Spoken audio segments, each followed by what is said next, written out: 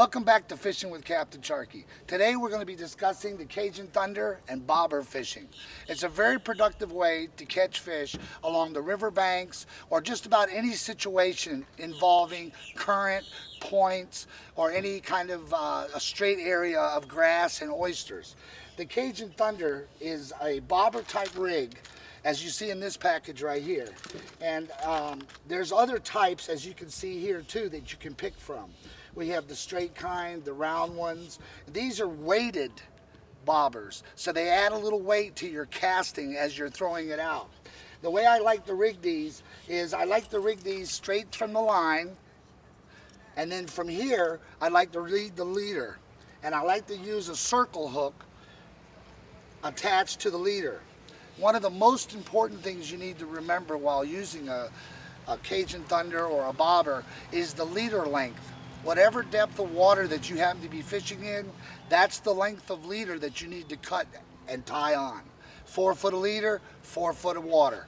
One of the most popular things about the Cajun Thunder rig, or the rig with the clankers on them, is the actual noise that it makes when you're fishing.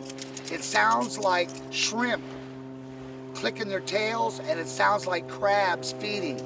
That noise, and the fish can hear that from quite a distance. So when you cast this out and it's sitting in the water, every few seconds or every maybe 30 seconds you want to give it a big jerk, and what that does, it causes that noise, and that attracts the redfish, the trout, and the species that you happen to be chasing.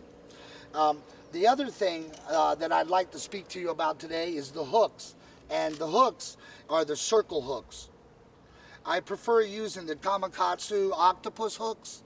They're very good, they're strong, and you don't have to jerk the fish. You just reel the line slightly when the bobber goes down, or lift the rod tip. And what happens is the hook turns in the fish's mouth. All right, I'd like to show you a couple of the rods that I use. I use a 7-foot rod with a small spinning reel, maybe a 250, 2500, or a 3000. But as we see on this rig, the Cajun Thunder, it's rigged to slide up and down so that any depth that I'm at, I can adjust it. And here I am with the circle hook, again, like I showed you earlier, and the little split shot to keep the shrimp or bait on the bottom. I use a swivel so that the line doesn't get twisted. This swivel that you see here is a real good thing to have on your line. The bobber, you can use different types like I showed you before. This type here works well too. And you know what?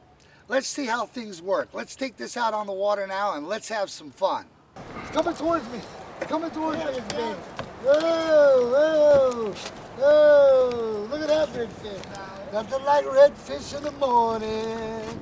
Redfish in the morning. That's a good looking fish right there. There it goes. Hold on. Let's get, there we go. Bring her in. Yeah, there we go. Bring it right up. Oh, that's a good looking fish. Look at that. Yeah, baby. Oh, he's pretty.